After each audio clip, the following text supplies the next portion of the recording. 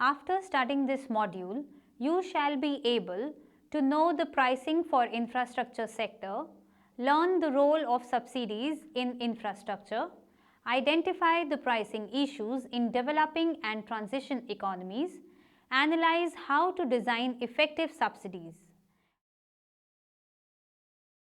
State-owned infrastructure monopolies in developing countries often fail to achieve widespread service coverage. Thus, infrastructure reform must be designed to increase the access to affordable services for previously unreserved customers, mainly poor and rural groups. Pricing policies and subsidy mechanisms play a very crucial role in achieving this goal. Past pricing policies and subsidy mechanisms were seriously flawed and usually failed to achieve their stated objectives.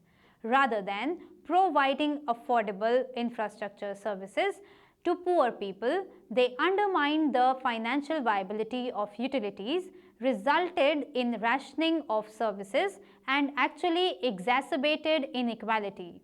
Thus, there is an urgent need for tariff and subsidy mechanisms that do a better job of achieving economic efficiency and social equity. Pricing of infrastructure sector. Successful restructuring and privatization requires pricing policies that provide signals and incentives of efficiency to customers, suppliers, and investors. Yet, in many developing and transition economies, pricing continues to undermine the economic efficiency. Prices are often still set by ministries with mandates to establish price controls that support microeconomic goals. So, in addition to adopting privatization, timetables and establishing regulatory institutions, developing and transition economies must rebalance and regulate prices as part of second-generation reforms. Some deviations from optimal pricing are due to the political and social constraints.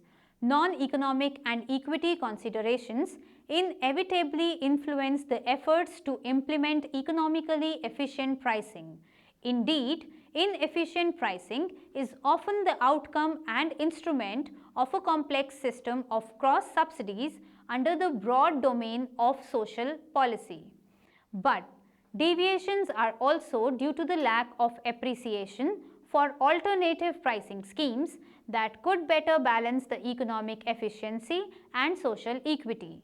In particular, price differentiation and competitive pricing flexibility are potentially valuable tools for achieving the adequate revenue and expanding service to poor people which have not been sufficiently exploited in developing and transition economies. Policy solutions consistent with both economic efficiency and social equity are not always available or politically feasible. Accordingly, price reform is among the most challenging tasks for policymakers in developing and transition economies. It is also a policy area where replicating approaches in industrial countries will likely prove extremely problematic and where technical assistance from multilateral organizations and other external advisors has been highly unsatisfactory. At first step, transition economies should examine differentiated, non-linear and other pricing schemes that could ease the transition to cost-reflective, competitive prices. The emphasis should not be on setting the optimal tariffs, but on reforming tariffs to find feasible changes in tariff structures that both improve the welfare and generate adequate revenue. Even optimal prices, if instituted extremely quickly and without enough notice, can lead to a damaging and costly transition. Moreover, customers without viable alternatives will suffer the most. Thus, policymakers should plan early for a smooth transition to cost-reflective prices. This point has been ignored in some restructuring and privatization programs, creating public disenchantments with reforms and a danger of policy reversal. Pricing issues in developing and transition economies. The main pricing issues for policymakers in developing and transition economies are inadequate revenue and unsustainable social pricing. Inadequate revenue. Inefficient pricing was one of the main reasons for the deteriorating performance of infrastructure sector in developing and transition economies prior to the reform era. Although inefficient pricing was also a problem in industrial countries, their less developed counterparts were less able to afford the cost of misallocated resources and inefficient production. The failure of many governments to prescribe cost-reflective tariffs hindered service expansion and decapitalized the network utilities. Service quality suffered and the inability to provide better and more varied services constrained the domestic growth and hampered the international competitiveness. This problem was particularly pronounced in telecommunications but also serious in electricity and transportation. Unsustainable social pricing. Because the demand for many infrastructure services is highly price and income inelastic, their pricing has important distributional implications. Subsidizing basic services such as electricity and water appears politically attractive because it can approximate a lump sum grant based on the number of household members. Conversely, raising the price of basic services appears like a lump sum tax that bears heavily on the poor, the elderly, and those with large families. Not surprisingly, moves towards cost-reflective tariffs often encounter strong political obstacles. Thus, past infrastructure policies have resulted in prices with systematic cross-subsidies. The publicly articulated rationale is that such policies foster social goals, that is, help the customers who would otherwise be disadvantaged, and economic externalities associated with the universal service. But economic theory and regulatory experience suggest that it is impossible to maintain a significant cross-subsidies in the structure of prices for long with open entry and no remedial policies regardless of whether that seems desirable. So, policymakers in developing and transition economies suffer from a seemingly irreconcilable dilemma. Social development goals and political pressures have led them to set infrastructure prices with significant cross-subsidies. Yet, in recent years, these policymakers have sought to restructure, liberalize and privatize their infrastructure sectors. These two goals are incompatible because competitive entry will destroy the cross-subsidies. Possible solution: competitive pricing, flexibility. Uniform pricing and regulatory prohibition of price differentiation can seriously undermine the revenue adequacy by limiting the ability of infrastructure operators to exploit demand characteristics and extract more revenue from high-value customers. As an alternative, demand differentiated pricing can alleviate the need for radical tariff rebalancing. If an economy is to benefit from market liberalization, infrastructure entities must be allowed to compete with flexible prices and terms. Prices will best serve the public interest if they are allowed to vary among the classes of users in accordance with the value of service and in response to the marginal cost of the service. The need to set some prices low to retain business means that other prices should be allowed to be higher to secure adequate revenue. In telecommunications, for example, policymakers should permit the rapid installation of new telephone lines, wired or wireless, based on prices that reflect differences in the value of service and clear service backlogs. In addition, customers who place more values on a service should contribute more revenue to cover unattributable, fixed and common cost. By offering discounts with non-linear prices to non-captive customers, the utility will be able to recover the cost of the local loop with marginal access prices much closer to incremental cost and keep all the customers in the network benefiting all.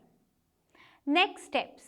The priority for action involving both applied research and detailed policy analysis is to develop the practical, flexible, differentiated pricing rule for infrastructure services that balance the economic efficiency and social equity.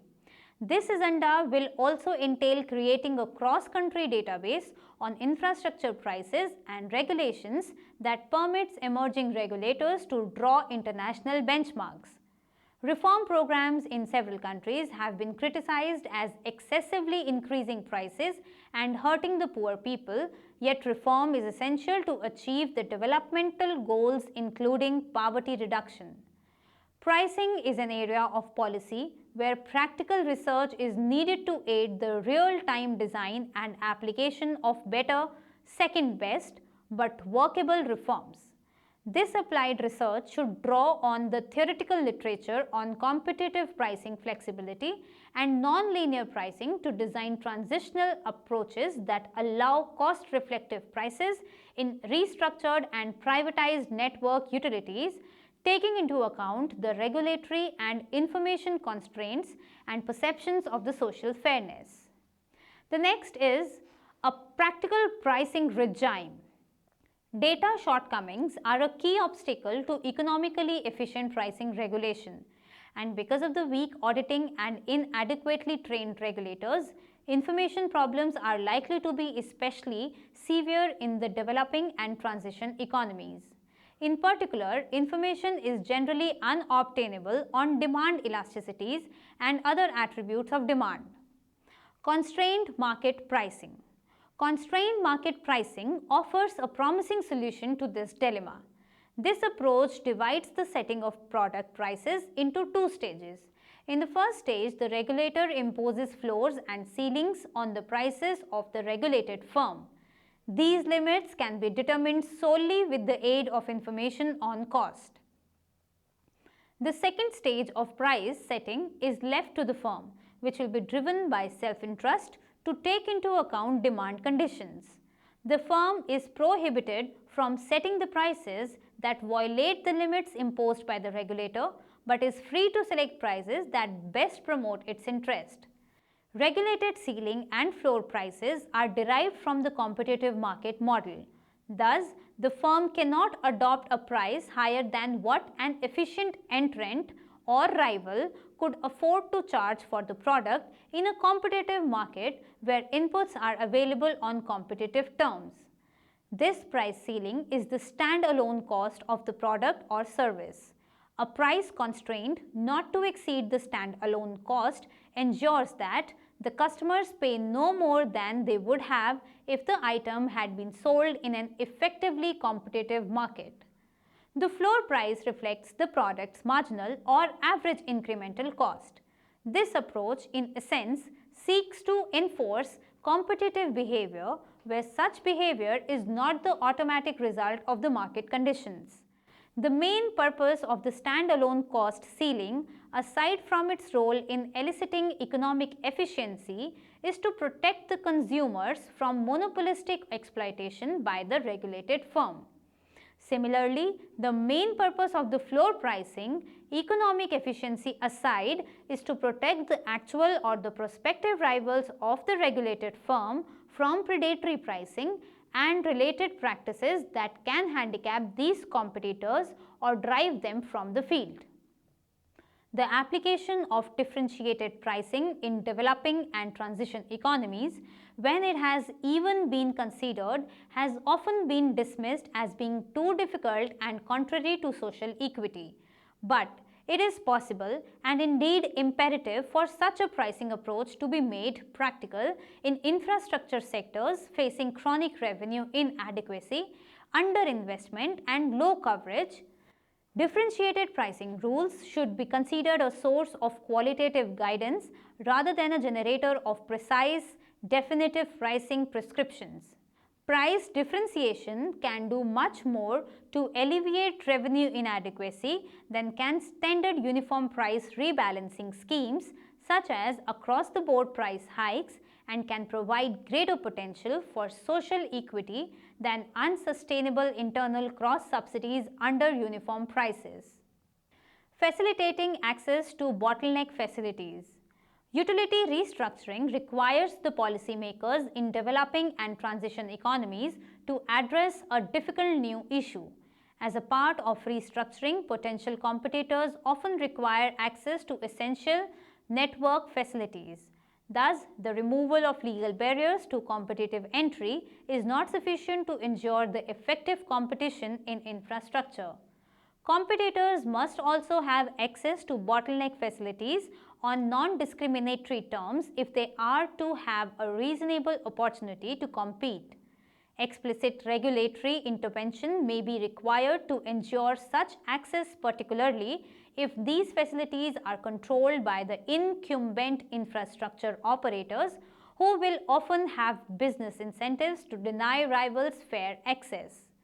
Regulators in developing and transition economies must ensure that competitors have access to bottleneck facilities on terms consistent with efficient competition, setting a level and structure of access prices that promote dynamic efficiency through entry and investment decisions while enabling the owner of the network to remain financially solvent. Prices should be high enough to be compensatory, at least covering the long-term incremental cost of the entrant use of the network, yet not so high as to preclude efficient operations by the entrant. The access problem is especially vexing when competitors require a bottleneck input controlled by one of their rivals. Monopoly control of bottleneck facilities can create powerful incentives to behave anti-competitively and cross-subsidize unregulated competitive activities from regulated monopoly ones. Without regulatory constraint, the holder of the bottleneck monopoly can repress the competition by creating artificial handicaps for its rivals for the final product sold to the consumers. The monopolist can impose cost on its competitors by impeding their access to the bottleneck, thereby raising the prices that they must charge to cover their elevated cost and so weakening their ability to compete. Two approaches. The economic literature offers two ways to price bottleneck facilities efficiently: the Baumol-Willing efficient component pricing rule or parity pricing, and the Lafont-Tirole global price cap rule. Under the efficient component pricing, the holder of the bottleneck facility should charge as much for its services as it would earn from providing them itself. This approach is consistent with efficient competition. It ensures that responsibility for supplying the contested services is distributed among actual and potential rivals in a way that minimizes the total cost. But it does not permit the competition to fulfill other important functions of eliminating allocative inefficiency and eroding the monopoly profits. Thus, regulation must determine how large a markup of the retail price above marginal cost is economically efficient and what level of contribution should then be included in access charges. This requirement is likely to be violated in developing and transition economies with deficient regulation where regulated price structures are often inefficient. The Lafont-Tirole rule recognizes that the profit of the integrated incumbent is an increasing function of both the access charge and the final retail price. Under a break-even constraint, a higher access charge would permit the regulator firm to lower its final price. A regulator concerned with consumer welfare would take this trade-off explicitly into account. The socially optimal access charge will depend on the benefit of reducing the retail price, which will depend on the elasticity of demand, and the effect on productive inefficiency of raising the access charge, which will depend on the entrant's elasticity of supply. Despite their internal consistency and powerful theoretical results, translating either approach into workable rules and actual access prices has been proven extraordinarily difficult and contentious. The first approach suffers from restrictive assumptions that limit its applied policy content. Indeed, the case for adopting the efficient component pricing rule is not so unequivocal if allocative and dynamic efficiency are important issues, as is likely in many developing and transition economies. That is, when even inefficient competition could make a substantial contribution to allocative efficiency and to increased efficiency and service innovation. The Lafon-Tyrol rule has substantial information requirements. Demands and supply elasticities are hard to estimate. Thus, it is challenging to translate it into the operational rules that can be applied in the real-world settings. Next steps. An important policy priority in the restructured utilities of developing and transition economies is developing the regulation for network access that has realistic prospect of being implemented effectively. There is an urgent need to translate the principles and results of theoretical and analytical work on access into workable rules and procedures, especially in the face of severe problems measuring relevant economic variables. One promising direction for applied policy analysis is to build on the powerful insight of the efficient component pricing rule and the Lafon-Tyrol price cap rule and develop a hybrid model that combines the two approaches with the objective of promoting productive and allocative efficiency. Moreover, in developing and transition economies, it is imperative to identify the conditions, if any, under which it is appropriate to use access pricing as an instrument to promote supplementary goals such as expanding service to poor people that go beyond attainment of economic efficiency. The next is the role of subsidies in infrastructure. Promoting access to poor households. In recent years, there have been growing concerns about how privatization and market liberalization have affected the low-income households in developing and transition economies. Some observers are concerned that competition will make the traditional method of financing access for low-income households cross subsidies from higher-income customers difficult, if not impossible. The fear is that new service providers entering the market will target only the most profitable customers, eroding the profits that incumbent enterprises use to subsidize service for low-income groups and high-cost areas. So, even if privatization and competition result in service expansion and lower average tariffs, poor households might end up paying higher prices and governments might need to find new sources of financing for universal access, a difficult task in developing and transitional economies due to inefficient and distorted tax systems. Low service coverage among low-income households in urban or peri-urban areas of informal settlement, slums and rural areas in most developing economies indicates that public monopolies have failed to achieve the universal access. But it is not clear that privatization and liberalization will automatically benefit these households. Although public monopolies are often overstaffed, inefficient and lack the resources needed to expand services, governments often heavily subsidize tariffs. Moreover, many utilities subsidize certain customers and services, though these funds do not always reach poor people. Thus, the impact that reform has on coverage will depend on how it influences the incentives for investment and prices for the poor customers. The limited data on how reform affects poor people drawn from the case studies and household surveys suggest important trends. First, there is little evidence that reform consistently reduces the access for poor urban or rural households. Even when service prices have increased for these households, the share of poor urban and rural residents with connections has often not fallen and in many cases has even increased. Further, allowing competition can dramatically improve the infrastructure services for poor people. Competition can allow a range of price and quality options, making service possible to regions and customers that a monopoly provider would never have found profitable. Subsidy schemes and reforms should be designed to achieve effective targeting. Benefits should accrue to the intended beneficiaries such as poor people or rural population. Positive net benefit subsidies should pass a cost-benefit test. Administrative simplicity schemes should have reasonable administrative cost.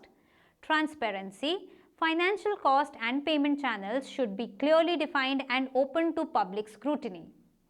Designing more effective subsidies. Many of the infrastructure subsidies in developing countries are very poorly targeted. As a result, poor people and other vulnerable groups capture only a small share of these subsidies. A key reason for this shortcoming is that most poor households in developing countries lack access to basic infrastructure services. In transition economies, where service coverage is much higher, subsidies have done a better job of reaching poor people. There is no universally appropriate model for designing subsidies. Every support program must be tailored to national and local characteristics, including the country's stage of development, institutional capacity, and economic conditions and state of public finances. Still, several basic principles should be applied when designing and implementing the subsidy reforms. Effective targeting is arguably the most important consideration and greatest challenge in designing and reforming subsidies. A variety of targeted subsidy mechanisms have been devised that rely on observable indicators of poverty, the amount of services consumed, the characteristics of the neighborhood or regions, and the characteristics of the individual households or dwelling. Individual targeting. Preliminary analysis suggests that explicit targeting geographic or individual performs better than the implicit schemes that rely on the modifications of the tariff structure, for example, changing the size of the lifeline first block under an increasing block tariff structure. Explicit targeting reduces the errors of inclusion, that is the extent of subsidy leakage to unintended beneficiaries, but it also tends to substantially increase the errors of exclusion, that is the share of intended recipients who do not benefit. These trade-offs can be resolved only with reference to the policy goals underlying each subsidy program and require considerable empirical analysis. Moreover, targeted connection subsidies perform much better than targeted consumption subsidies by reducing both inclusion and exclusion errors. Recovering connection fees through moderate monthly access charge or providing credit to finance connections or both might be especially appropriate in countries with underdeveloped capital markets for personal loans. Otherwise, high connection fees can preclude low-income households from obtaining the infrastructure services, even if such households could afford equivalent monthly payments. Every price subsidy scheme, no matter how well designed, suffers from limitations such as distortions of relative prices, leakage to untargeted groups, or wasteful consumption that reduce economic efficiency. The redistribution goals embodied in such schemes can be achieved with less distortions of economic efficiency through targeted income transfers under a broader social safety net. Governments can allow prices to signal their true economic scarcity cost while providing direct subsidies to the consumers who cannot afford those prices. But the administrative requirement of direct subsidies may be beyond the capacity of many developing and transition economies. Moreover, there are practical difficulties in designing eligibility criteria. Thus, despite their imperfections, targeted price subsidies might still be preferable. Next steps. To design pro-poor regulation and more effective subsidies, more consistent and comprehensive household data on consumption, willingness to pay, and various socio-economic characteristics should be collected and rigorously evaluated.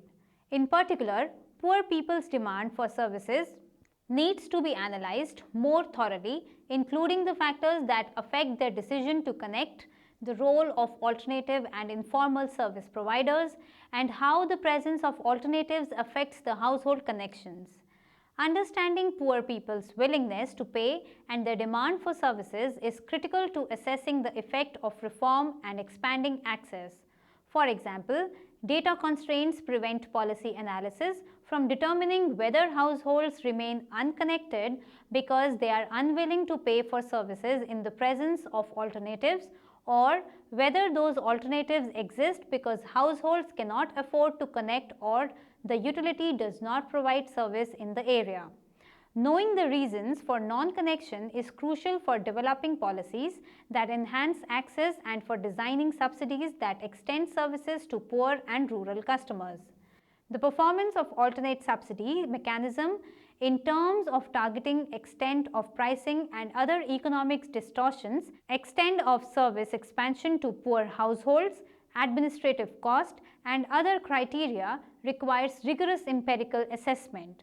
In particular, the relative merits of consumption connection and direct subsidies need to be empirically analyzed to evaluate their appropriateness in different country and industry environment. Summary: infrastructure policy is undergoing multifaceted revision. More than a decade have passed since the first widespread effort to restructure and privatize network utilities. In addition, developing and transition economies experienced a series of financial crises and a sharp drop in private investment in infrastructure. As a result, policymakers in developing and transition economies are seeking clear answers on what to do about infrastructure and reassurances on confident messages from the past. There is compelling evidence that restructuring and privatization, when designed and implemented well, can significantly improve infrastructure performance. Thus, there is an urgent need to analyze the success and failures associated with past reforms and to identify the instruments and policies that should guide ongoing and future efforts.